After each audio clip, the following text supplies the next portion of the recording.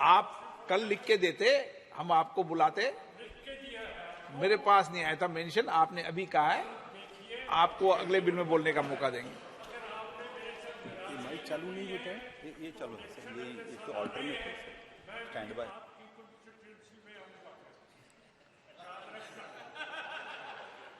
माननीय गृह मंत्री जी, मेरी कॉन्स्टिट्यूंसी तो पार्लियामेंट है भी।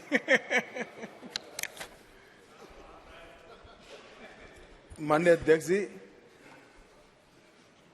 आज मैं जम्मू कश्मीर पुनर्गठन संशोधन विधेयक 2023 और जम्मू कश्मीर आरक्षण संशोधन विधेयक 2023 इस पर इस सदन में जो बहस हुई है, इसका जवाब देने के लिए मैं खड़ा हुआ। मुझे एक बात का आनंद भी है और हमारी संसदीय प्रणालिका के लिए अच्छा भी है कि किसी ने इस बिल के तत्व का विरोध नहीं किया है, इस बिल के हार्द का विरोध नहीं किया। मान्यवर, लगभग 6 घंटा चर्चा चली और कांग्रेस के श्री अमर सिंह से लेकर अधीर रंजन जी तक 29 वक्ताओं ने अपने अपने तरीके से विचार व्यक्त किए, मगर बिल के उद्देश्यों के साथ बाय एंड लार्ज सभी ने सहमति व्यक्त की। ये मैं सभी का धन्यवाद करना चाहता हूं। माननीय अध्यक्ष जी, मैं जो बिल लेकर आया हूं, जो विधेयक लेकर इस महान सदन की सहमति प्राप्त करने के लिए मैं खड़ा हुआ हूं, वो बिल 70 सालों से जिन्हों को अन्याय हुआ है, जो अपमानित हुए और जिनकी अनदेखी की गई है, वो सभी लोगों को न्याय दिलाने का बिल है, उनको अधिकार दिलाने का। माननीय अध्यक्ष जी, ये बिल किसी भी समाज में जो डिप्राइव लोग होते हैं उनको आगे बढ़ाना चाहिए। ये भारतीय संविधान की मूल भावना है, परंतु उसके साथ साथ इसका सम्मान न कम हो, इस तरह से आगे बढ़ाना चाहिए। अधिकार देना और अधिकार सम्मान के साथ देना, दोनों में बड़ा फर्क है। इसलिए कमजोर और वंचित वर्ग के जगह अन्य पिछड़ा वर्ग, ये नामकरण बहुत महत्वपूर्ण है। ये दोनों चीजों को ढेर सारे प्रतिपक्ष के सदस्यों ने अलग अलग तरीके से थोड़ा कम आंकने की प्रयास भी किया। किसी ने कहा कि पहले से हो रहा था, किसी ने कहा कि सिर्फ नाम बदल रहा है। मैं इन सभी को कहना चाहता हूं कि अगर हमें पिछड़ा वर्ग के लोगों के प्रति जरा भी संवेदना है, तो नाम के साथ उनका सम्मान जुड़ा है, वो जरूर देखना। नाम के साथ सम्मान जुड़ा है, वो वही लोग देख पाते हैं जो उनका उत्कर्ष अपने भाई समझकर, अपने से पीछे रह गए भाई समझकर संवेदना के साथ उंगली पकड़कर आगे बढ़ाना चाहते हैं। वो लोग इसका नाम नहीं समझ सकते जो इसका वोट बैंक के नाते उपयोग कर कर, अच्छे लच्छेदार भाषण देकर राजनीति में वोट प्राप्त करने का जरिया और साधन समझते हैं। नरेंद्र मोदी जी ऐसे नेता हैं जो स्वयं एक गरीब से गरीब घर में जन्म लेकर आज देश के प्रधानमंत्री बने हैं। वो पिछड़ों का दर्द भी जानते हैं, वो गरीब का दर्द भी जानते हैं। और जब इनके आगे बढ़ाने की बात होती है, तब कई बार तो मान्यवर मदद की जगह सम्मान के मायने बड़े होते हैं। मदद से ज्यादा व्यक्ति का सम्मान उसके सेल्फ कॉन्फिडेंस को, उसके आत्मविश्वास को और उसके गौरव को सम्मानित करता है, बढ़ाता है, जो उसके जीवन में आगे बढ़ने का कारण होता है। मैं इसलिए कह रहा हूं कि ढेर सारे सदस्यों के भाषण मैंने सुने भी है, पढ़े भी है मेरी चैम्बर में। ये भाव सिर्फ नाम बदलने से क्या होता है वो समझाने के लिए मैं कह रहा हूं। मान्यवर, आज जो बिल लेकर आया हूं, ये बिल के बारे में मैं थोड़ी पृष्ठभूमि भी बताना चाहता हूं।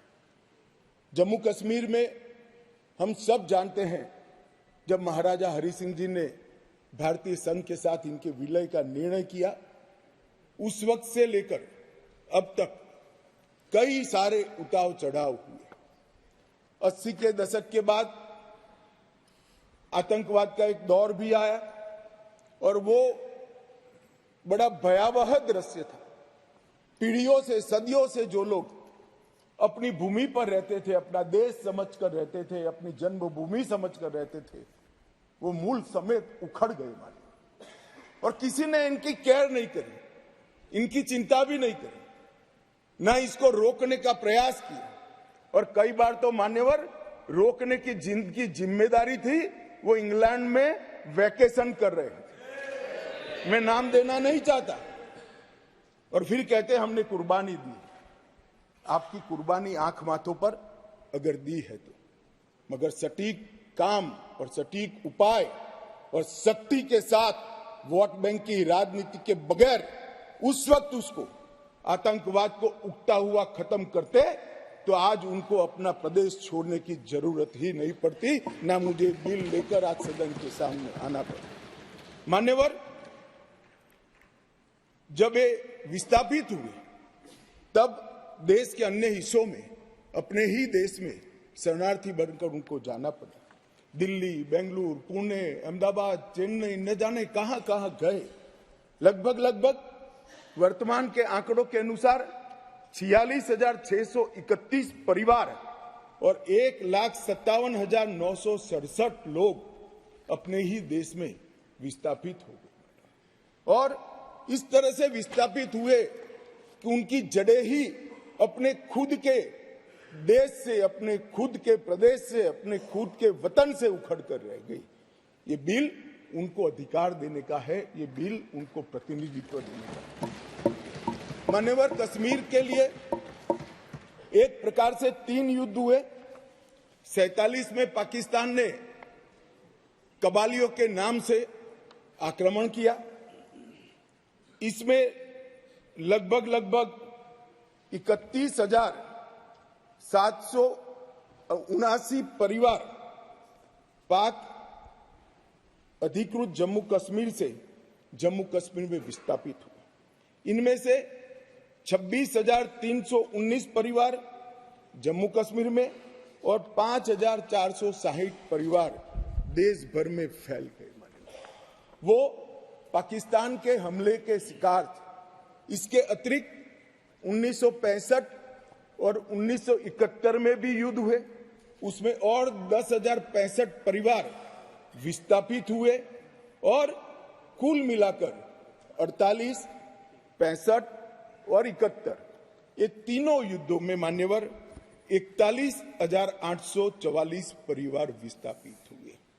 ये विस्थापितों की स्थिति के बारे में मैं बाद में बात करता हूं, परंतु ये बिल है वो उनको अधिकार देने का बिल है, ये बिल उनको प्रतिनिधित्व देने का बिल है। आज वो लोग ऐसी स्थिति में नहीं है कि वो चुनाव लड़कर वहां की असेंबली में बैठ पाए। जो कहते हैं क्या हुआ धारा 370, कहां हुआ 5 और 6 अगस्त 2019 में ये हुआ कि इनकी सालों से न सुनने वाली आवाज नरेंद्र मोदी जी ने सुनी और आज उनको अधिकार मिला। मान्यवर,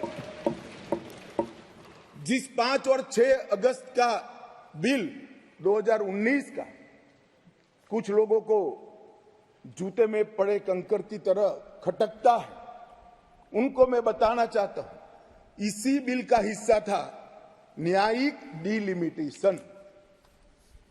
ये एक शब्द नहीं है, 2 शब्द जोड़कर बना है, क्योंकि पहले जो डिलिमिटेशन हुआ था वो इस तरह से था एक कॉन्स्टिट्यूएंसी यहां बनी है और दूसरा ये वो कॉन्स्टिट्यूएंसी का हिस्सा 15 किलोमीटर दूर है। क्यों?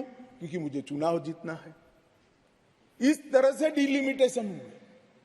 ये डिलिमिटेशन के सामने मैंने जानबूझकर एज ए लेजिस्लेटर न्यायिक डिलिमिटेशन लिखा था, वो आज मैं सदन को बताऊं। डिलिमिटेशन कमीशन, डिलिमिटेशन और डिमार्केटेड असेंबलीज, ये लोकतंत्र का मूल, जनप्रतिनिधि को चुनने की इकाई तय करने की प्रक्रिया है। असेंबली जो बनती है वहीं से मतदाता अपना प्रतिनिधि विधानसभा में भेजते हैं। अगर डिलिमिटेशन की प्रक्रिया ही पवित्र नहीं है तो लोकतंत्र कभी पवित्र नहीं रह सकता मान्यवर। इसलिए इस बिल के अंदर हमने व्यवस्था करी थी कि डिलिमिटेशन, न्यायिक डिलिमिटेशन फिर से किया जाएगा और सभी की सुनवाई हुई। डिलिमिटेशन कमीशन जम्मू कश्मीर में सब जगह पे गया, अंतिम जिले से लेकर पहले जिले तक सब जगह घूमे। कई समुदायों के प्रतिनिधियों ने इनको आवेदन पत्र दिए थे। पाक ऑक्यूपाई कश्मीर से आए हुए लोगों ने भी दिए थे और कश्मीर घाटी से भागकर जम्मू में शरण लेने वाले लोगों ने और कश्मीर घाटी से भागकर देश भर में फैले हुए कश्मीरियों ने भी आवेदन दिए थे कि हमारा प्रतिनिधित्व का कोई डिलिमिटेशन कमीशन संज्ञान ले। और मुझे आनंद है मान्यवर कि डिलिमिटेशन कमीशन ने इसका संज्ञान लिया। भारत के इलेक्शन कमिश्नर ने विधानसभा में 2 सीटें कश्मीरी विस्थापितों के लिए नामांकन की जा सके और 1 सीट अनधिकृत ऑक्यूपेशन जो हमारे कश्मीर का हिस्सा पाकिस्तान कर बैठा है, वहां से विस्थापित लोगों में से एक व्यक्ति को नॉमिनेट करना पड़े। ये इसका हाथ। अब इसमें क्या है, पहले भी मिलता था ना, पहले नहीं मिलता था। पहले सिर्फ जरूरत लगे तो, प्रतिनिधित्व न हो तो महिलाओं को 2 सीट दी जाती थी। हमने 3 सीटें और अपॉइंट करने की डिलिमिटेशन कमीशन की जो सिफारिश है उसको बिल में परिवर्तन कर कानूनी जामा पहनाकर आज मैं इस महान सदन के सामने उपस्थित हुआ हूं। मान्यवर, इसमें से 2 सीटें कश्मीरी विस्थापितों के लिए होगी जो घाटी से विस्थापित हुए हैं और 1 सीट पाक ऑक्यूपाई जम्मू कश्मीर के विस्थापित व्यक्तियों के लिए नामित की जाएगी। इसमें से एक महिला होना जरूरी है। इस प्रकार का एक कानूनी सुधार लेकर आज मैं यहां पर हुआ है। डिलिमिटेशन कमीशन के इतिहास में पहली बार 9 सीटें शेड्यूल्ड ट्राइब के लिए आरक्षित की गई हैं और एसटी के लिए 9 सीटें और अनुसूचित जाति और जनजाति के लिए 20 सीटों का आरक्षण की व्यवस्था करें। नई जो स्कीम बनी है उसमें जम्मू में पहले 37 सीटें थी, 37 सीटें थी। ये भी न्याय का सवाल है। जम्मू में पहले 37 सीटें थी, अब 43 हुई है, 43 हुई है। कश्मीर में पहले 46 थी, अब 47 हुई है और पाक ऑक्यूपाई कश्मीर की 24 सीटें, क्योंकि वो हमारा है, हमने रिजर्व रखी है मान्यवर, 24 सीटों को।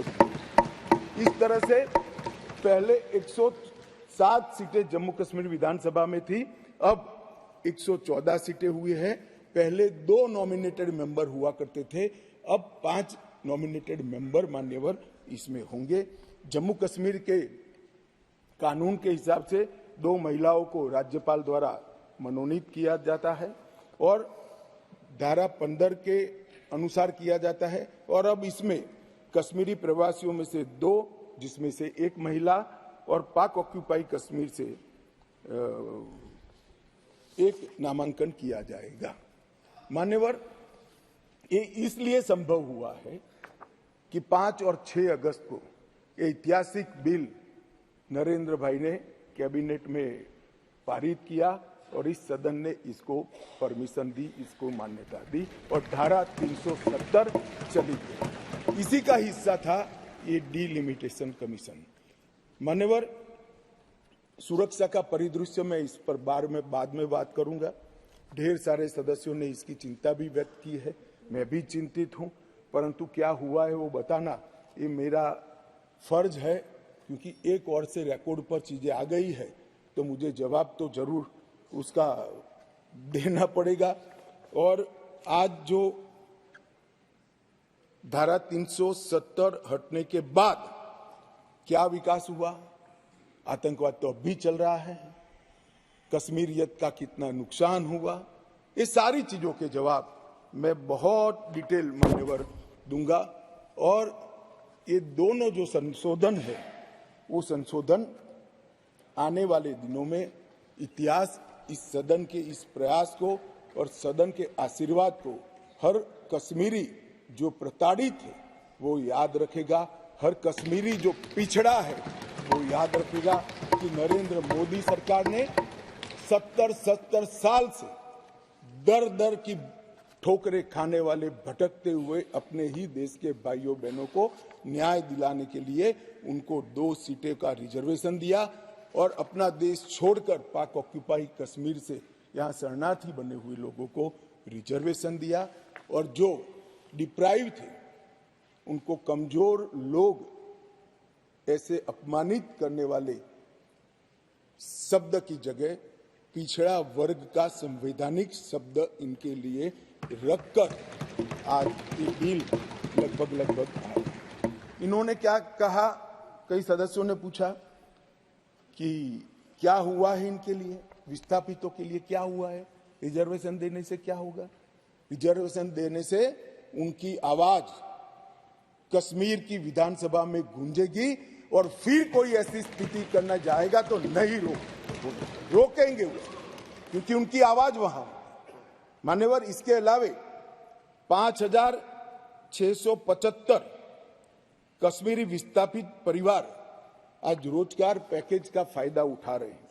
ऐसे कर्मचारियों के लिए 6,000 फ्लैट बनाने का प्रोजेक्ट था जो नहीं समाप्त हुआ, 14 से शुरू हुआ, मगर अब राष्ट्रपति शासन डालने के बाद लगभग 880 फ्लैट्स बन गए हैं और उनको हैंडओवर करने की प्रक्रिया चालू है।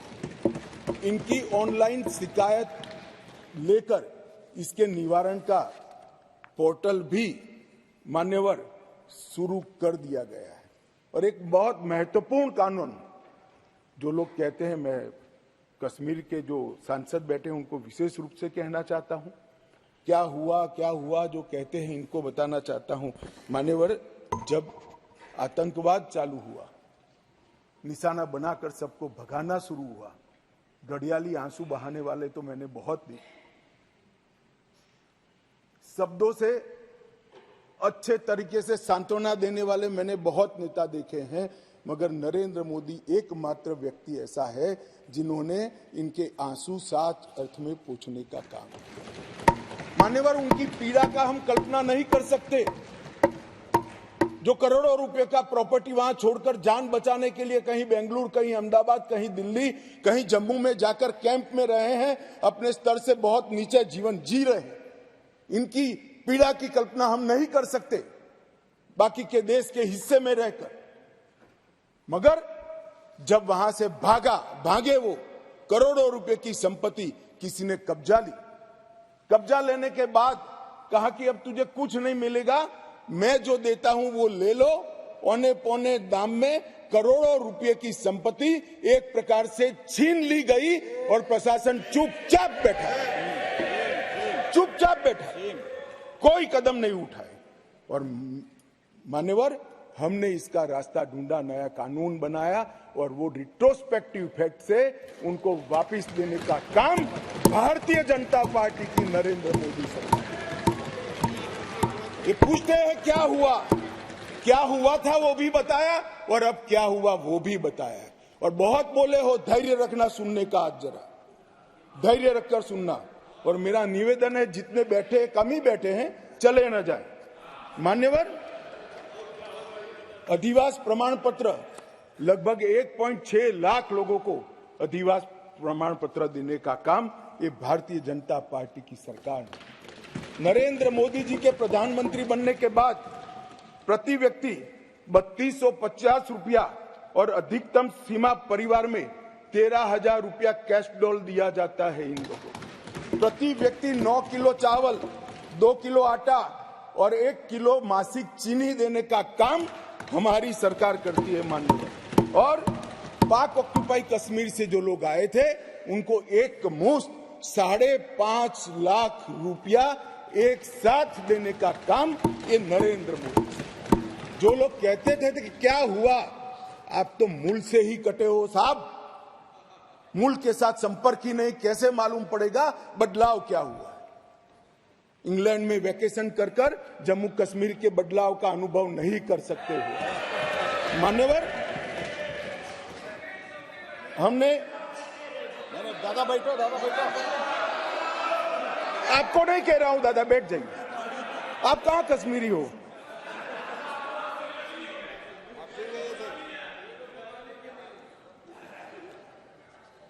मान्यवर, एक बैकवर्ड क्लास कमीशन बनाया गया, बहुत सहभागिता का अप्रोच बैकवर्ड क्लास कमीशन ने लिया। हितधारकों के साथ कई दौर का बैठक के किया, 198 प्रतिनिधि मंडल और 16,000 लोगों को की सुनवाई हुई। 750 दिन ये प्रक्रिया चली। सभी 20 डिस्ट्रिक्ट में जाकर ये सुनवाई की गई और लगभग 26,000 से ज्यादा पोस्ट में मिली हुई लिखित अर्जियों को भी संज्ञान में ले लिया गया। और जम्मू कश्मीर आरक्षण अधिनियम, इसके अंदर सुधार करने का अभी जो आया है उसमें से एक मूल तत्व, बाकी के 2 बिल तो ST department, schedule tribe department और पिछड़ा वर्ग डिपार्टमेंट लेकर आएंगे, मगर अभी एक तत्वतः फेरफार किया है, बदलाव किया है। जो मसूदी साहब कहते थे कि पहले भी था, हाँ था, पहले था, परंतु कमजोर वर्गों के लिए था। इसकी जगह संवैधानिक नाम अन्य पिछड़ा वर्ग देकर उनका सम्मान करने का काम नरेंद्र मोदी। यहां कांग्रेस के ढेर सारे मित्र बैकवर्ड क्लास करते हैं। कुछ नेता होते हैं जिनको हाथ में कुछ लिखकर पकड़ा लो तो 6 महीने नया कागज ना आए तब वही बोलते रहे बैकवर्ड क्लासेस। भाई पहले आपका इतिहास तो देखो मान्यवर।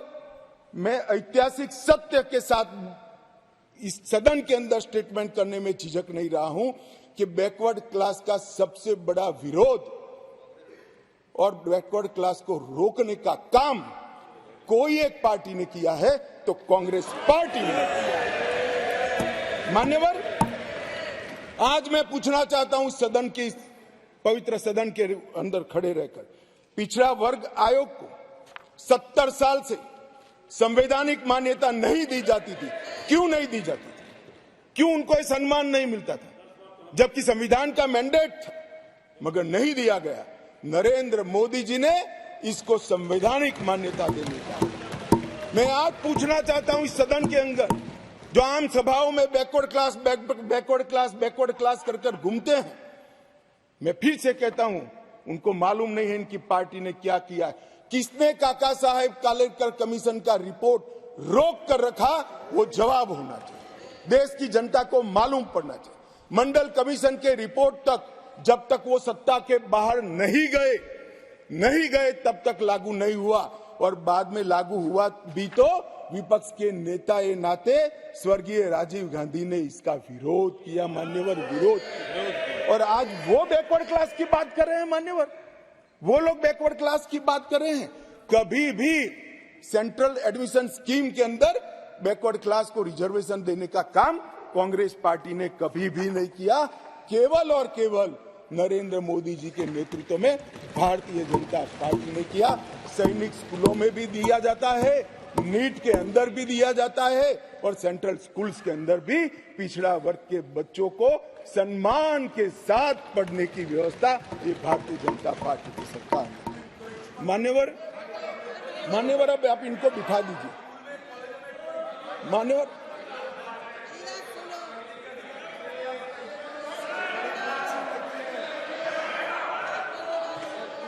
मान्यवर, अब तक डिप्राइव लोगों की बात करते हैं। अब तक ईडब्ल्यूएस इकोनॉमी का रूप से पिछड़े लोगों को आरक्षण देने की बात कभी नहीं सोची गई। पहली बार नरेंद्र मोदी जी ने अनारक्षित जातियों के गरीब बच्चों को 10% रिजर्वेशन देने का काम। और मान्यवर, आज ये नामकरण में भिन्नता से क्या होता है इनको मालूम नहीं है। इनको मालूम नहीं है। मानो मेरी माँ का नाम कुसुम है, मैं उसको कुसुम बोलता हूँ और माँ कहता हूँ। दोनों को बीच में कितना अंतर है वो माँ को ही मालूम पड़ता है और किसी को मालूम नहीं। नाम तो वही है, व्यक्ति वही है, मगर किस भाव से बुलाया जाता है। जब बच्चा माँ कहकर बुलाता है तो जो प्यार और स्नेह और वात्सल्य आता है वो माँ से ही आता है, नाम से नहीं आता है। मान्यवर, ये नहीं समझ पाएंगे। ये भाषा का सुधार नहीं है, एक कंसेप्ट का सुझाव है, नजरिए का सुझाव है और देखने के दृष्टिकोण का सुझाव है जो नरेंद्र मोदी सरकार कर रही है।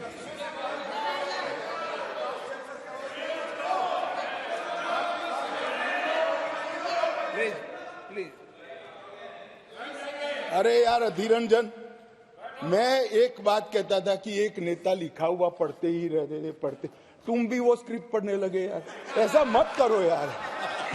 अधीर रंजन जी, ऐसा मत करिए। आप माननीय विपक्ष के नेता है। मैं जरा भी पढ़। अरे आपके बारे में नहीं बोल रहे वे, माननीय अधीर रंजन जी आपके बारे में नहीं बोल रहे। Please please. मान्यवर, मैं इनको बताना चाहता हूं, आजकल करते करते मेरे 32 साल किसी न किसी सदन में हो गए। मैंने आज तक कभी लिखा हुआ भाषण पढ़ा नहीं। मैं मन की गहराइयों से बोलता हूं। मेरे हाथ में जो कागज होता है आंकड़ों और तथ्यों को रिपेयर करने के लिए होता है, क्योंकि मैं जिम्मेदारी के साथ यहां पर हूं। मान्यवर, प्लीज प्लीज प्लीज, माननीय सदस्य प्लीज प्लीज। मान्यवर, ये विधेयक नरेंद्र मोदी सरकार ने, देश के प्रधानमंत्री नरेंद्र मोदी जी ने देश में लाए हुए सैकड़ों सकारात्मक और परिवर्तनकारी प्रगतिशील परिवर्तनों की कड़ी में एक और मोती जोड़ने का काम ये विधेयक करेगा। और इसलिए मैं आज इस सदन के आशीर्वाद मांगने आया हूं। मान्यवर, कुछ सदस्यों ने बात के अंदर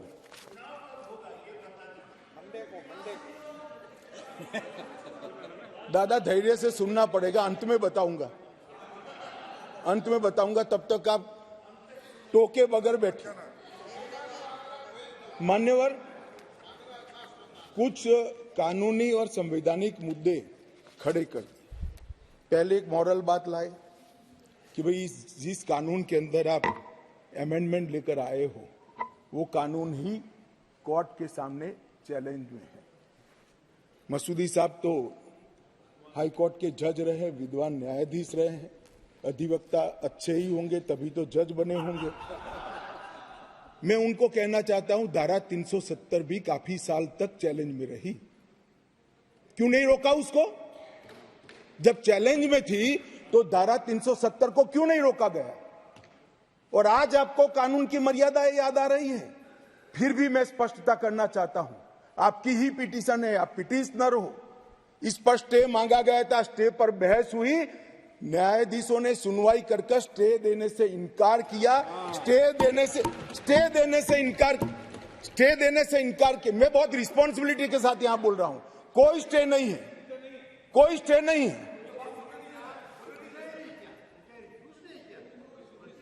कहा कि हम समाज करेंगे, एडमिट किया, जो एडमिट खुद ही होता है कि नहीं, एडमिट होने से कुछ नहीं होता, स्टे करना पड़ता है, ऑर्डर में स्टे करना पड़ता है। मान्यवर, जब तक आप तो जज रहे साहब, ऊपर वाले से तो डरिए, फारूक साहब से इतना मत डरिए। मान्यवर, पिटीशन एडमिट होने से पार्टी को डराता नहीं। फिर भी डरते हैं, बोलिए। मेरा काम डराना नहीं है, आप लोगों का काम है डराना। हम डराते नहीं। मान्यवर, और जो आपने कहा है उसका जवाब मैं आपके बाद दूंगा। नहीं दे सकते आप, नियमों के अनुसार नहीं दे सकते। मान्यवर, जब कोई भी पिटीशन सुप्रीम कोर्ट के सामने जाता है, अगर सुप्रीम कोर्ट उसको स्टे नहीं देता है तो तब तक यथास्थिति बनती है, और यथास्थिति ये है कि राष्ट्रपति महोदय ने इसको कानून को बनाने का काम पूर्ण कर दिया है। ये यथास्थिति है। इसके लिए मैं इसके अंदर अमेंडमेंट लेकर किसी भी समय पर आ सकता हूं। और ये जो है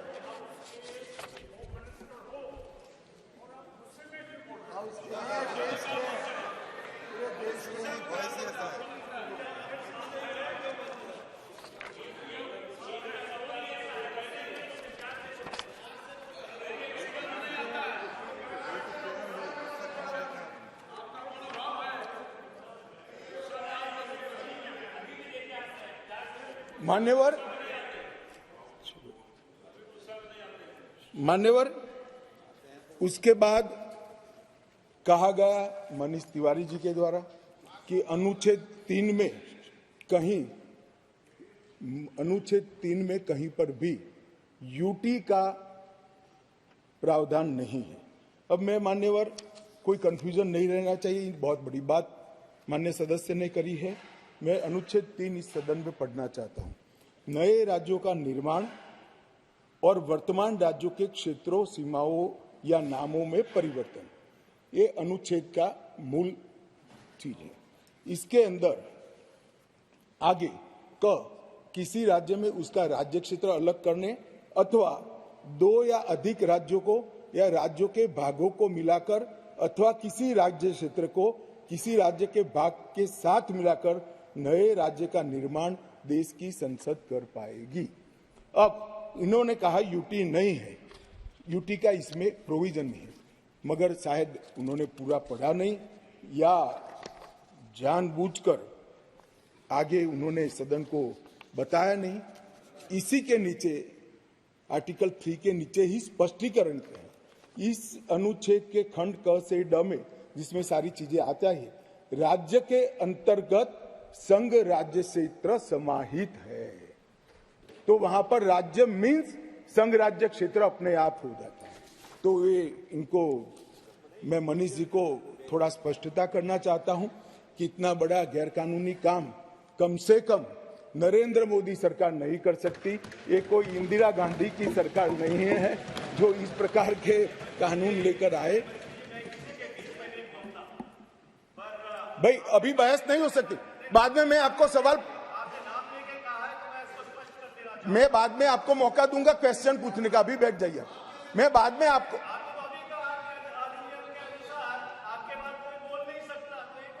नहीं मगर प्रश्न,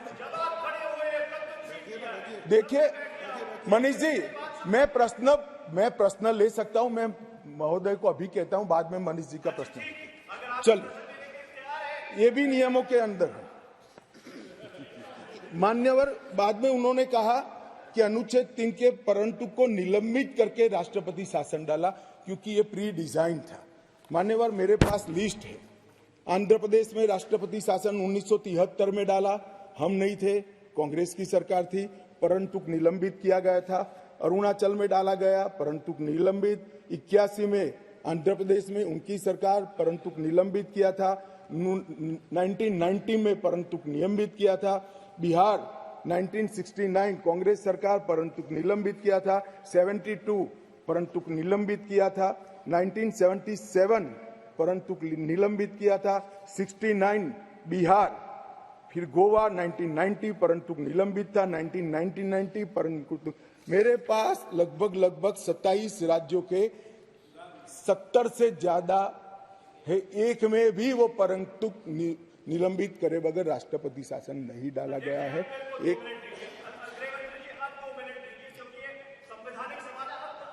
एक मिनट मानिए, ऐसे टाइम तो मैं दूंगा ना, प्लीज। मान्यवर, मैंने कहा उनको मैं जवाब सवाल पूछने दूंगा, वो क्यों इतने विचलित हो रहे हैं?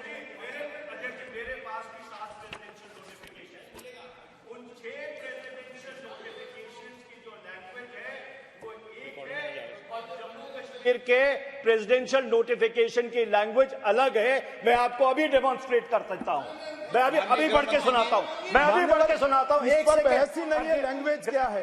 इस बहस इस पर है कि अनुच्छेद 3 के परंतु को जिसमें असेंबली का पावर यहां पर आता है उसको निलंबित किया गया है या नहीं किया। एक लिमिटेड क्वेश्चन पर हम है, कहां ये बात ही खड़ी होती है? मंत्री जी नो, माननीय अध्यक्ष जी मुझे संरक्षण दीजिए, ऐसे नहीं हो सकता बिल का जवाब। नो माननीय गृह मंत्री जी, आपका रिकॉर्ड भी नहीं जा रहा है इससे। माननीय गृह मंत्री जी, मान्यवर आप प्लीज मुझे व्यवस्था दीजिए, ऐसे बिल का जवाब नहीं दिया जा सकता, ऐसे महत्वपूर्ण बिल का। एक मिनट। नो माननीय, मैंने आपको कहा आपको सवाल पूछने का मौका दूंगा, प्लीज। माननीय गृह मंत्री जी,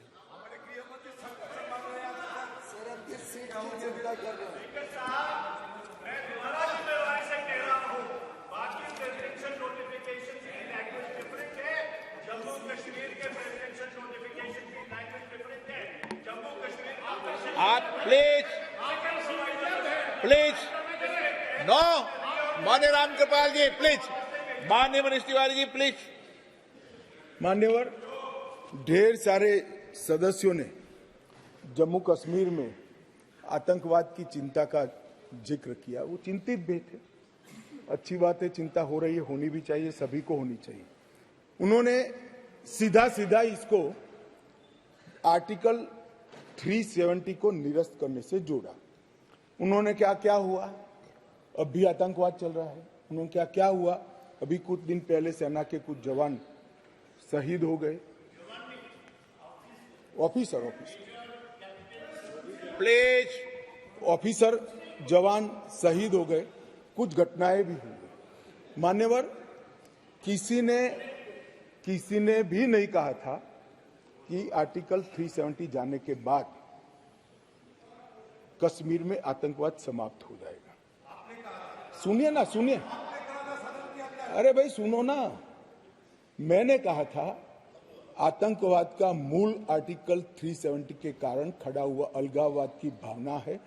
आर्टिकल 370 जाने से अलगाववाद में बहुत बड़ी कमी आने वाली है और इसके कारण आतंकवादी भावनाओं में कमी आएगी। रिकॉर्ड की बात है भाई। अब मैं बताता हूं, 1994 से 2004, इसमें शासन पर मैं नहीं जा रहा, कालखंड बोल रहा हूं, कई शासन आए हैं। टोटल आतंकवाद की कुल घटनाएं 40,164 हुई। छोटी छोटी घटनाएं भी है, कुछ बड़ी भी है।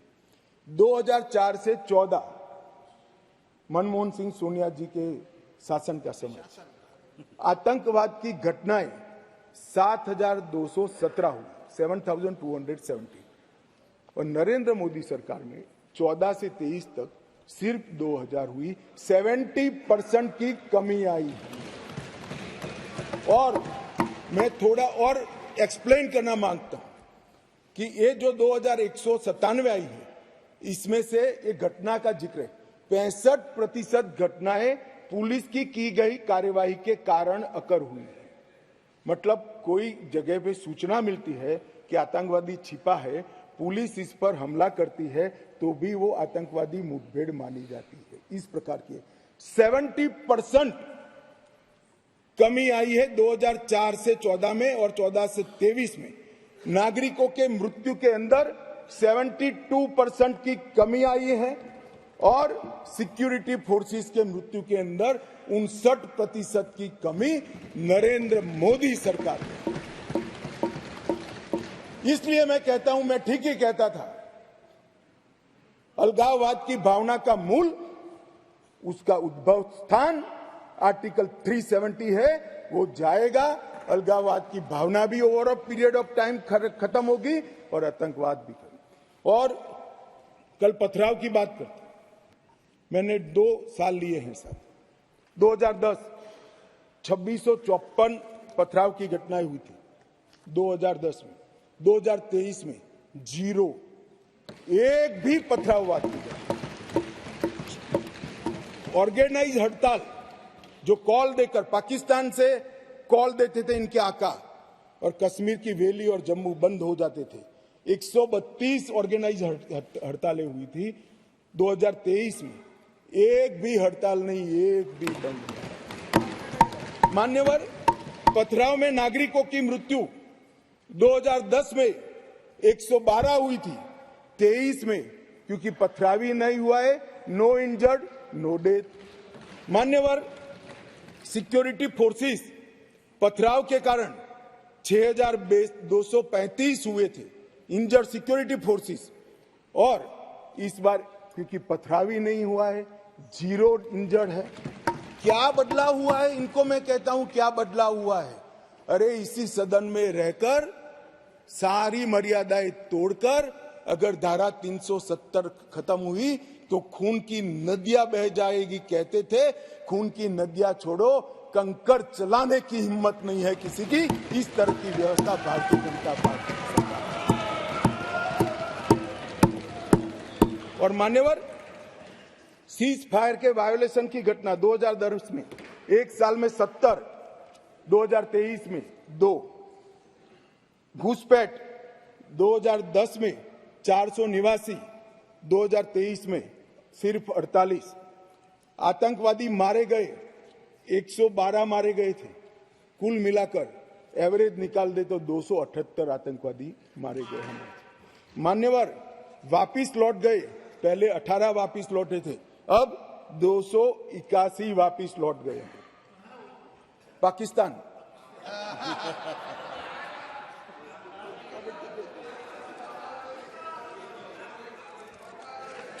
मान्यवर, और वो ऐसे ही नहीं हुआ है। जम्मू कश्मीर की लोगों की सुरक्षा और इनके जीवन की क्वालिटी सुधारने के लिए नरेंद्र मोदी जी के नेतृत्व में भाजपा सरकार ने अथक परिश्रम किया है। मान्यवर, गृह मंत्रालय हर माह यहां पर सिक्योरिटी रिव्यू करता है और हर 3 माह में मैं वहां जाकर सिक्योरिटी रिव्यू करता हूं। मान्यवर, एक 0 टेरर प्लान बनाया गया है जिसको हमने इम्प्लीमेंटेशन में लाया है। 3 साल से वो प्लान एक्शन में है। मुझे पूरा भरोसा है मान्यवर कि 24 के बाद फिर से मोदी जी आने वाले हैं। 26 आते आते 0 टेरर प्लान 100% इम्प्लीमेंट होगा। मान्यवर, इसके साथ साथ कंप्लीट एरिया डोमिनेशन का प्लान बनाया है, वो भी 2026 तक समाप्त हो जाएगा। और पहले सिर्फ टेररिस्टों को मारते थे, हमने इसकी इकोसिस्टम को खत्म किया है। इसके साथ साथ टेरर फाइनेंस पर इकोसिस्टम को खत्म करने के लिए केस किए।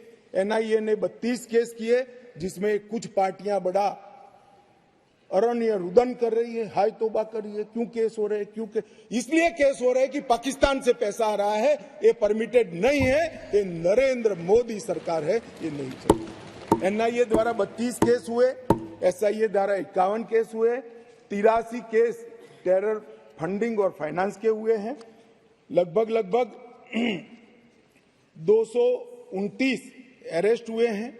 150 करोड़ की मूल्य की 57 प्रॉपर्टी को सीज कर नीलामी के लिए कोर्ट के सामने दस्तावेज रख दिए गए और 134 बैंक अकाउंट सील किए, जिसमें 122 करोड़ रुपया सीज हुआ है और 5.5 करोड़ रुपया कैश हुए। और मान्यवर कहते थे क्या फर्क पड़ा है? अब्दुल्ला साहब बैठे थे। अब्दुल्ला साहब, आप जब मुख्यमंत्री पद छोड़े तब से लेकर मोदी जी प्रधानमंत्री बने तब तक 19 तक जम्मू कश्मीर में थिएटर नहीं चलते थे। पूरे देश को मालूम ही नहीं है, जम्मू कश्मीर में थिएटर नहीं चलते थे। धारा 370 खत्म होने के बाद 2021 में जम्मू कश्मीर में पहला थिएटर शुरू हुआ। 30 साल के बाद क्या परिवर्तन हुआ है पूछते हैं, इसलिए मैं कह रहा हूं कि ये परिवर्तन हुआ है। श्रीनगर में एक मल्टीप्लेक्स बना, पुलवामा, शोपिया, बारामूला, हंदवाड़ा 4 नए थिएटर खुले, 100 से अधिक फिल्मों की शूटिंग शुरू हो गई। जो फारूक साहब ने अंतिम देखा होगा, बाद में नहीं देखा होगा किसी ने, अब शूटिंग शुरू हो गई है और लगभग 100 मूवी थिएटरों के लिए बैंक लोन के प्रस्ताव आज बैंक में पेंडिंग है। ये मान्यवर इंडिकेटर है, थिएटर खोलने की स्थिति ही नहीं थी। क्यों बंद करने पड़े थे मुझे बताओ ना। ऐसा तो है नहीं कि जम्मू कश्मीर में कोई थिएटर पिक्चर देखना नहीं चाहता है, आराम से देखे जाते थे, मगर बंद करने पड़े थे। मान्यवर लगभग कहते थे कि क्या हुआ था कि 370 खत्म करना पड़ा। 45,000 लोगों की मृत्यु हुई है और मैं मानता हूं ये 45,000 लोगों की मृत्यु की जिम्मेदार ये धारा 370 थी जो नरेंद्र मोदी ने उखाड़ कर फेंक दिया। मान्यवर ढेर सारे परिवर्तन जो पूछते हैं क्या हुआ, मैं इसका जवाब देने के लिए खड़ा हूं। मान्यवर जम्मू कश्मीर और लद्दाख को पहले एक अलग संविधान, अलग ध्वज और एक जमाने में अलग राजधानी, दो राजधानियां हुआ करती थी। श्यामा प्रसाद मुखर्जी ने जिस उद्देश्य के लिए जान दी थी, कुछ सदस्यों ने इसको पॉलिटिकल नारा कहा। ये पॉलिटिकल नारा नहीं है, ये देश की इच्छा थी। इस देश में 2 संविधान न हो, 2 प्रधानमंत्री न हो और 2 झंडे न हो। देश का झंडा, देश का निशान एक ही होना चाहिए, एक ही निशान के तले पूरा देश है। और कुछ सदस्यों ने कहा हमसे वादा किया गया था। वादा किससे किया था? अंग्रेजों ने जो स्कीम बनाई थी आजादी के वक्त, कांग्रेस ने जिस स्कीम को अप्रूव किया उसमें पूरा अधिकार महाराजा का था। देश भर में कहीं तो पब्लिक को नहीं पूछा गया। क्यों जम्मू कश्मीर में पूछना? और मैं वादे की भी बात करता हूं। चलो मान लेते हैं हमारे संविधान निर्माताओं ने वादा किया था, मगर आप आधा अधूरा पढ़ते हो इसलिए कंफ्यूजन होता है। इसके अंदर आर्टिकल 370 के अंदर ऊपर टेम्पररी प्रोविजन लिखा गया है। टेम्पररी का मतलब क्या होता है? आजीवन अधिकार हो गया ना जी। कब का जाना चाहिए था, हिम्मत नहीं थी, नरेंद्र मोदी जी ने हिम्मत करी और धारा 370 को समाप्त। कोई वादा खिलाफी नहीं है। एक स्पिरिट जो संविधान का था कि आर्टिकल 370 टेम्पररी है, ये टेम्पररी का दिन ही नहीं आता था। मोदी जी ने 5 अगस्त को वो दिन ला दिया और टेम्पररी था वो चला। मान्यवर पहली बार कश्मीरी, डोगरी, हिंदी और अंग्रेजी और उर्दू को राज्य की आधिकारिक भाषाएं बनाई। मान्यवर राइट टू एजुकेशन एक्ट पहली बार, उसकी चर्चा होगी तब बताऊंगा, बैठ जाइए। भूमि अधिग्रहण और मुआवजे का कानून, forest right act, SC ST prevention atrocity act, whistle blower protection act, juvenile justice act और अल्पसंख्यक आयोग अधिनियम 1992 ये रोक कर रखे थे, वो अब लागू हो गए। असेंबली वहां की 6 साल की बनाकर रखी थी, अब वो भी 5 साल की हो गई। और बड़े बदलाव हुए। मान्यवर मैं आज कहना चाहता हूं, हम भी गए थे लाल चौक पर तिरंगा फहराने के लिए, रोक दिया था मोदी जी और हमारे उस वक्त के अध्यक्ष मुरली मनोहर जी गए और लाल चौक में तिरंगा फहराया था। मान्यवर तिरंगा फहराने के लिए जद्दोजहद करनी पड़ती थी। आज हर घर तिरंगा, घाटी का एक भी घर ऐसा नहीं था जहां पर तिरंगा न फहरा। मान्यवर ये बदलाव है। आज लाल चौक में सारे धर्म के त्योहारों को रंग चंग के साथ मनाया जाता है और सारे धर्म के लोग पार्टिसिपेट करते हैं। बंधारण संविधान की स्पिरिट को अब नीचे उतारा गया है। ये जो पूछते हैं क्या हुआ, मैं उनको जवाब देना चाहता हूं। मान्यवर मैं उनको जवाब देना चाहता हूं, जब आर्टिकल 370 गया उसके पहले GSDP 1 लाख करोड़ था, सिर्फ 1 लाख करोड़। आज 2,27,927 करोड़ GSDP, सिर्फ 5 साल में डबल। रोजगारी ढेर सारी बढ़ी। पहले 94 डिग्री कॉलेज थे मसूदी साहब, अब 147 हो गई। IIT, IIM और 2 एम्स सबसे पहला राज्य ऐसा है जहां 2 एम्स दिए गए, वो हमारा जम्मू कश्मीर। मेडिकल कॉलेज पहले 4 थे 70 साल में, 7 नए मेडिकल कॉलेज बनाए गए, 15 नर्सिस कॉलेज बनाए गए। मेडिकल सीट 500 थी, अब नई 800 सीटें जोड़ने का काम आर्टिकल 370 जाने के बाद हुआ है। 367 पीजी की सीटें थी, उसमें नई 397 सीटें जोड़ने का काम नरेंद्र मोदी सरकार ने किया है। और लगभग मिड डे मील 6 लाख लोगों को मिलता था, अब 9,13,000 लोगों को मान्यवर मिड डे मील मिलता है। प्रधानमंत्री ग्राम सड़क योजना की एवरेज 158 किलोमीटर थी, अब 8,068 किलोमीटर प्रति साल हो गई। क्या हुआ है जो पूछते हैं, इनको मैं बताता हूं। मैं देता हूं जवाब।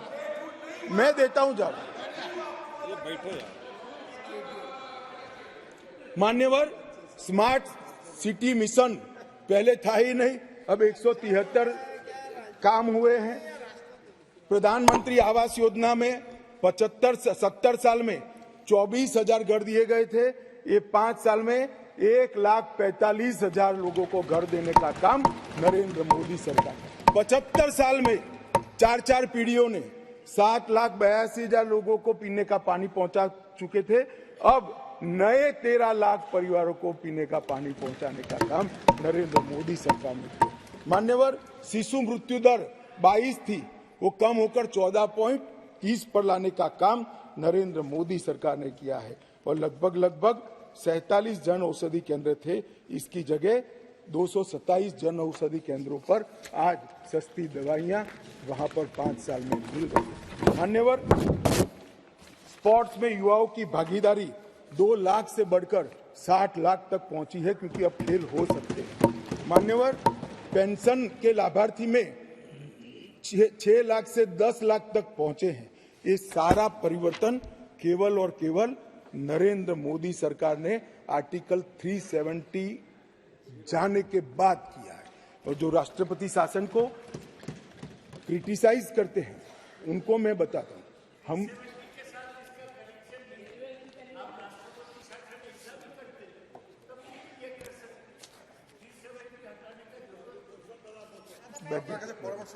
दादा, आप कई बार बंगाल में पहुंच जाते हुए यहाँ बैठे हुए। 370 के कारण आतंकवाद घटा है, आतंकवाद जाने के कारण, कम होने के कारण वहां अच्छा वातावरण हुआ है, इसी के कारण ये सब डेवलपमेंट हुआ है। वरना IIM न होता, ना एम्स होता, कुछ न होता। आप नहीं समझ पाओगे। जब हमारा सरकार बंगाल में आएगा, वातावरण सुधरेगा और विकास होगा, तब मालूम पड़ेगा कि क्या परिवर्तन है।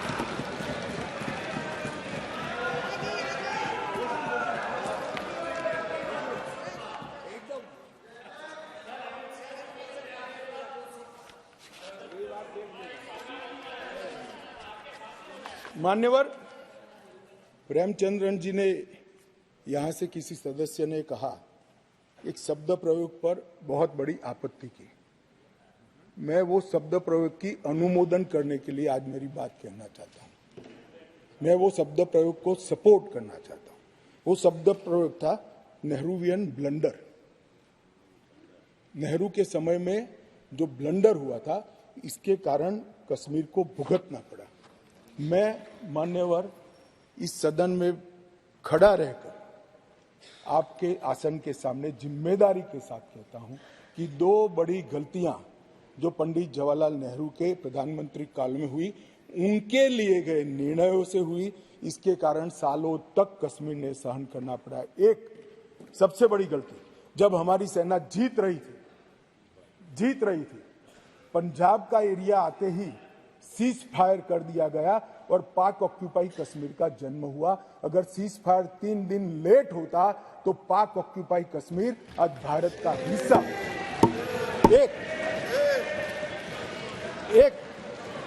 ये चर्चा में करेंगे उस दिन, बैठ जाओ।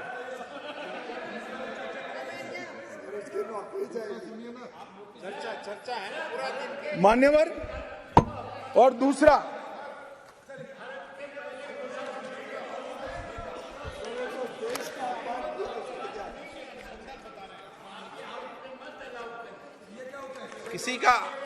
किसी का अपमान नहीं करे, संदर्भ बता रहे हो तो। हिस्टोरिकल फैक्ट है, बैठो। बैठ जाइए। उस समय हमारी देश में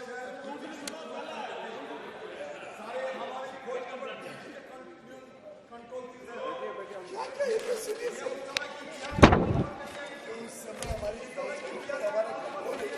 नहीं तो आपको कैसे मालूम हुआ इस वक्त का? मान्यवर अभी तो एक ही कहा है, दूसरा तो सुने। वो उसका कंट्रोल नहीं था। बैठ जाओ, बैठ जाओ। मेरा जन्म नहीं हुआ था।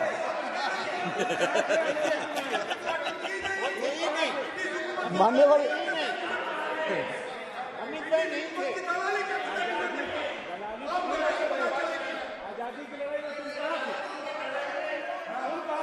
अरे तो माननीय गृह मंत्री जी ने, एक मिनट प्लीज दादा, माननीय गृह मंत्री जी ने ऑफिशियल स्टेटमेंट दे दिया था कि आजादी की लड़ाई के समय का पूरा स्टेटमेंट कोर्ट में दे दिया, अभी फिर दे देंगे। बेटा सुनो, आप बता दो साहब इनको एक बार।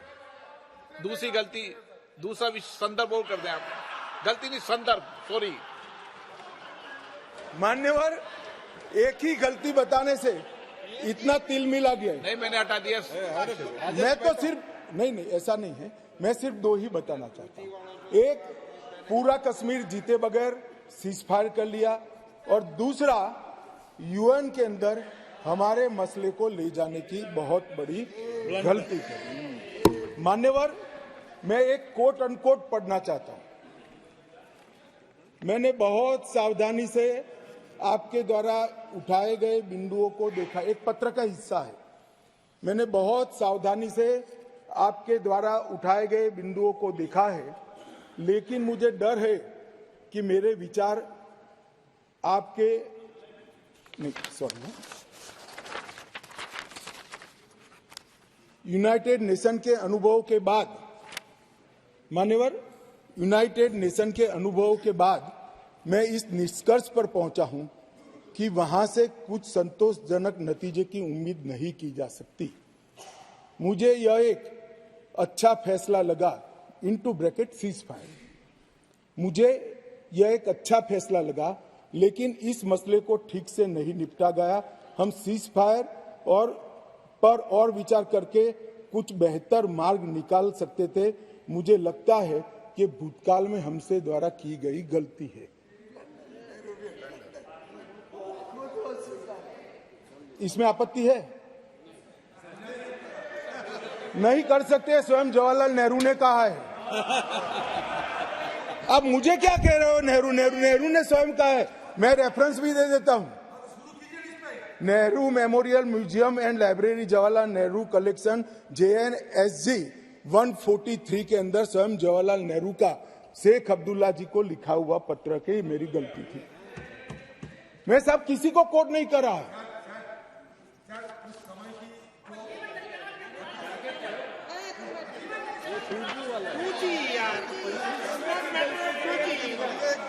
कम्युनिकेशन का मसला नहीं है।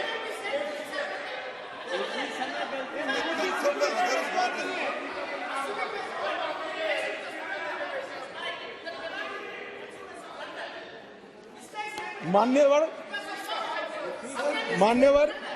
मिस्टेक बोल रहे उसको, इतना बड़ा कांड हो गया, देश की भूमि पे तुझे को लगता है सिर्फ मिस्टेक?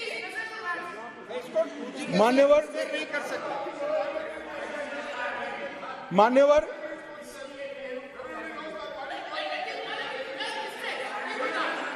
सर ये सोचिए, भूमि चली गई, मिस्टेक बोलता है, ब्लंडर। मान्यवर, अरे यार, ये नेहरू जी ने लिखा है, सूरज समझते नहीं हो? अनुवाद हो रहा है या नहीं हो रहा है अंदर? ये नेहरू जी ने कहा है, मैंने नहीं कहा है। मान्यवर, मैं तो नेहरू जी का कोट पढ़ रहा हूं, क्यों गुस्से हो रहे हैं मुझ पर? गुस्सा होना है तो नेहरू जी पर होना चाहिए। ये उनका कोट है, मुझ पर गुस्से हो रहे हैं। मेरी तो समझ में ही नहीं आता है।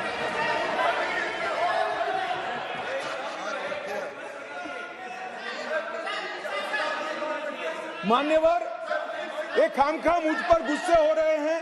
मैंने जो पढ़ा है वो नेहरू जी ने स्वयं शेख अब्दुल्ला जी को लिखा हुआ है, और गुस्से होना है तो जवाहरलाल नेहरू जी पर उनको होना चाहिए।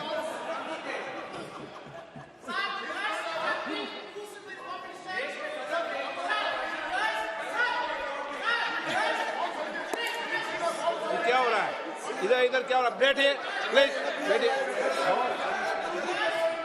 प्लीज, आप भी बैठिए। आप भी बैठिए माननीय गृह मंत्री जी। एक सप्ताह झगड़ा निपट ले, कि राजा बोलेगा या गोगोई बोलेगा, कौन सा जी बोलेगा वो निपट ले, फिर उनको अनुमति देना।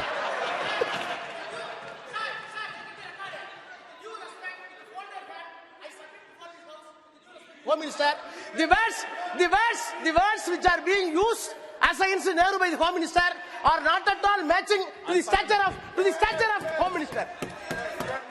माननीय गृह मंत्री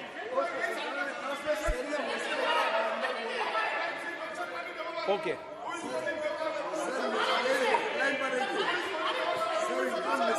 प्लीज बैठे प्लीज। पीछे से सीनियर मेंबर कह रहे हैं आपको प्लीज बैठ जाइए।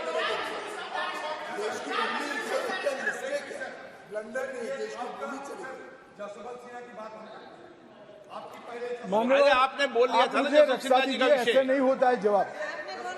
आपने बोल लिया था प्लीज। अरे आपने कोट किया है, बैठो अभी। माननीय गृह मंत्री जी आपका रिकॉर्ड में जा रहा, बाकी रिकॉर्ड में जा रहा। मान्यवर, उस वक्त जब यूएन में मामला भेजना था तब भी निर्णय बहुत आनंद फानंद में लिया गया। मामले को संयुक्त राष्ट्र चार्टर के अनुच्छेद 35 की जगह 51 के तहत ले जाना चाहिए था। मेरा तो मत है ले जाना ही नहीं चाहिए, मगर ले जाना था तो 51 के तहत ले जाना चाहिए था। इसकी जगह 35 पर ले गए। वो भी कई लोगों ने रिकॉर्ड पर सलाह देने के बावजूद भी निर्णय कर दिया गया कि अनुच्छेद 35 के तहत ले जाएंगे। और कुछ लोगों को मेरी भाषा, मैं क्या कर सकता हूं, मैं तो इस देश की भाषा बोलता हूं। मतलब इस देश की भाषा तमिल भी है, हिंदी भी है, बंगाली भी है, मराठी भी है, तेलुगु भी है, कन्नड़ भी है, तो गुजराती भी कोई बोल सकता है। आप तमिल में भी बोल सकते हो, मगर मैं हिंदी में बोलता हूं। आप अनुवाद ध्यान से सुनते नहीं हो। मैंने जो कुछ पढ़ा वो जवाहरलाल नेहरू जी ने लिखा है, और नेहरू जी ने उसको थोड़ा कम कर किया है कि ये मेरी मिस्टेक थी। मिस्टेक नहीं थी, ब्लंडर था। इस देश की इतनी जमीन चली गई, इस देश की इतनी भूमि चली गई, वो ब्लंडर था, ऐतिहासिक ब्लंडर था।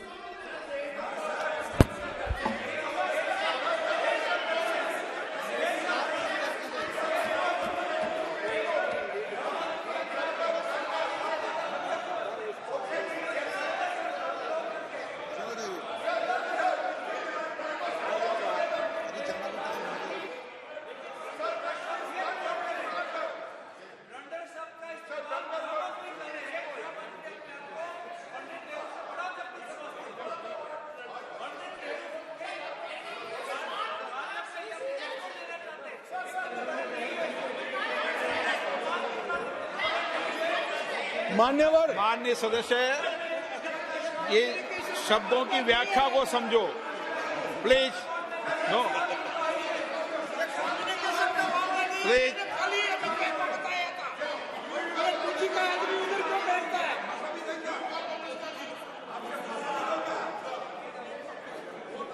मान्यवर,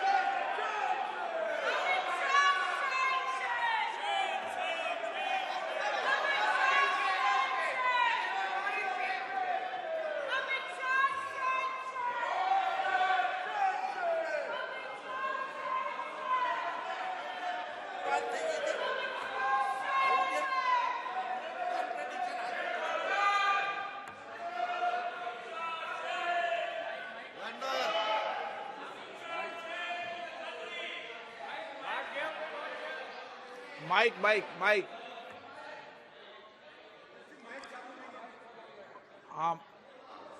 आप बोलिए। और एक क्षेत्र में ब्लंडर का शब्द का प्रयोग किया गया है, वो भी जवाहरलाल नेहरू जी के क्षेत्र में, वो है हिमालयन ब्लंडर। इसके बारे में भी गृह मंत्री जी थोड़ी बात बोल सकते हैं। ब्लंडर से ऐसा है मान्यवर, मैं माननीय सदस्य को कहना चाहता हूं, माननीय सभ्यश्री को कहना चाहता हूं, खाली ब्लंडर से इतना नाराज है, हिमालयन बोलता तो इस्तीफा देकर जाते।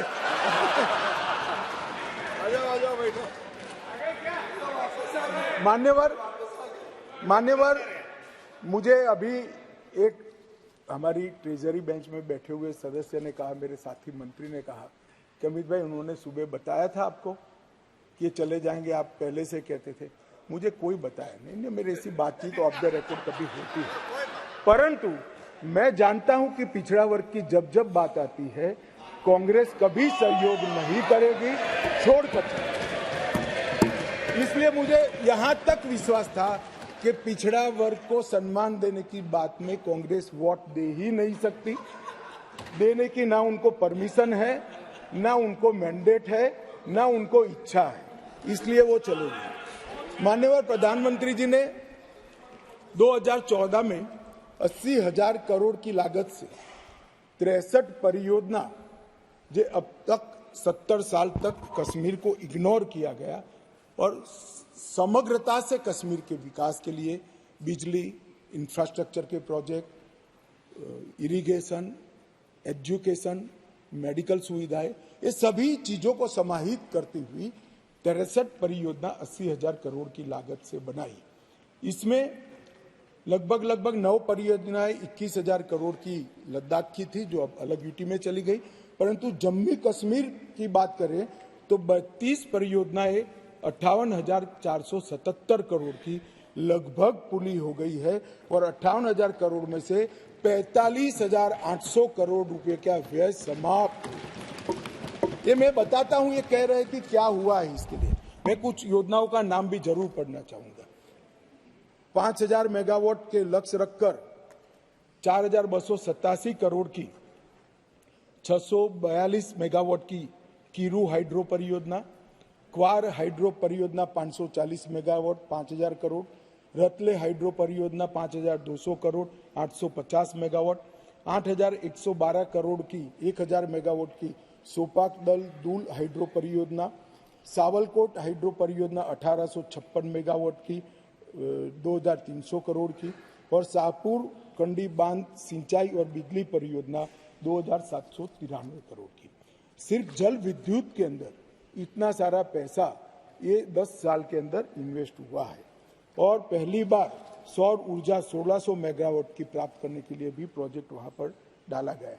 38 ग्रिड स्टेशनों का निर्माण हुआ, 467 किलोमीटर नई ट्रांसमिशन की लाइनें बिछाई गई, 266 उप स्टेशनों को बनाया गया और 11,000 सर्किट किलोमीटर की एचटी और लोड एलटी लाइनों को बिछाने का काम नरेंद्र मोदी सरकार ने किया है। सिंचाई का जहां तक सवाल है, 62 करोड़ की रावी नहर योजना पूरी कर ली गई, 45 करोड़ का टसर चलन 3 त्राल सिंचाई योजना का पूरा किया गया। झेलम और सहायक नदियों के बाढ़ प्रबंधन के लिए 399 करोड़ के तीसरे चरण का काम पूरा हो गया। 1,632 करोड़ का दूसरे चरण का काम चल रहा है और चरण 1 का काम पूरा होकर 31,800 क्यूसेक से बढ़कर 41,000 क्यूसेक की परिवहन की क्षमता आज परिवहन कर रही है। शाहपुर कंडी बांध परियोजना भी पूरी हो गई है। जम्मू प्रांत की प्रमुख नहरों से 3 पीढ़ियों से गाद नहीं निकाली गई थी। 59 दिन में ही राष्ट्रपति शासन लगने के बाद गाद निकालने का काम 70 साल के बाद पूरा हुआ है। रेल नेटवर्क का विस्तार हुआ है। 3,127 करोड़ रुपए की अनुमानित लागत से 8.45 करोड़ की लंबी विंड ट्यूब काजीकुंड बनिहाल सुरंग का निर्माण हो गया है और लगभग 8,000 किलोमीटर नए रोड ग्रामीण सड़क योजना के बना है। जम्मू कश्मीर के 10 शिल्प को जीआई टैग मिला। डोडा का गुच्छी मशरूम भी जीआई टैग मिला। RS पूरा के बासमती चावल को जैविक प्रमाण पत्र जारी किया गया और समग्र कृषि विकास के लिए 5013 करोड़ की योजना की गई। पूरे देश में सिर्फ गरीब व्यक्तियों को 5 लाख तक का स्वास्थ्य का पूरा खर्चा सरकार उठाती है साहब, पूरे देश में सिर्फ गरीबों का उठाती है। जम्मू कश्मीर में सभी व्यक्तियों का 5 लाख तक का पूरा खर्चा आज सरकार उठाती है। हमने बहुत रुजुता के साथ, बहुत संवेदनशीलता के साथ जम्मू कश्मीर को संभालने का कहा है। जो लोग कह रहे थे क्या हुआ, भारतीय जनता पार्टी का शासन आने के बाद अंतिम पर्यटक 14 लाख थे, अब 2022-23 में 2 करोड़ पर्यटकों ने जम्मू कश्मीर का, और जून 23 तक 1 करोड़ समाप्त हो गया है। मुझे विश्वास है कि 2 करोड़ का भाजपा सरकार, नरेंद्र मोदी सरकार का रिकॉर्ड नरेंद्र मोदी सरकार ही समाप्त हो इस दिसंबर में रिकॉर्ड की। जम्मू कश्मीर जो एक ऐसा गंतव्य स्थान बना है जिसका वातावरण प्राकृतिक हो, मानांक वैश्विक हो, दृष्टिकोण आधुनिक हो, आतिथ्य पारंपरिक हो और अनुभव में मनोरंजन और रोमांच दोनों हो, इस प्रकार का एक पर्यटक स्थल आज बना है। होम स्टे की नीति बनी है, फिल्म की नीति बनी है, हाउस बोट के लिए भी एक पॉलिसी बनाने का काम कर रहा है। जम्मू रोपवे परियोजना 75 करोड़ खर्च कर पूरा कर ली गई है और इंडस्ट्रियल पॉलिसी भी पूरी कर ली गई है। और मैंने फिर से, आप फारूक साहब आए इसलिए फिर से कहना चाहता हूं कि पूरे देश भर में गरीबों को ही 5 लाख रुपया का स्वास्थ्य का पूरा खर्चा नरेंद्र मोदी सरकार उठाती है। जम्मू कश्मीर में सभी लोगों का 5 लाख।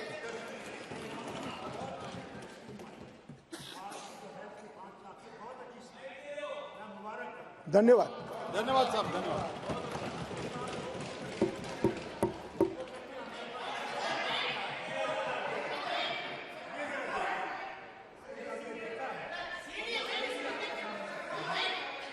अरे राजा, एक टेली कम्युनिकेशन का नहीं है यार, कश्मीर का है, काहे को खड़े हो जाते हैं?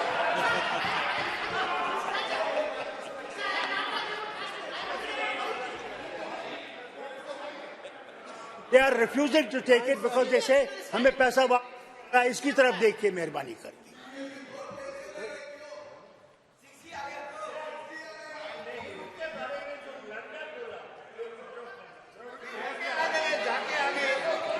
मान्यवर बैठिए दादा। आपके जाने के बाद एक माननीय सदस्य खड़े हुए, उन्होंने कहा इसके लिए ब्लंडर नहीं, हिमालयन ब्लंडर भी शब्द प्रयोग किया गया। मान्यवर, अंत में मैं जो बिल लेकर आया हूं, अंत में मैं जो बिल लेकर आया हूं वो सालों से जो वंचित थे, अधिकारों से वंचित थे, अपना देश, अपना प्रदेश, अपना घर, अपनी भूमि, अपनी जायदाद छोड़कर अपने ही देश में निराश्रित हो गए, ऐसे लोगों को अधिकार लेने का बिल है।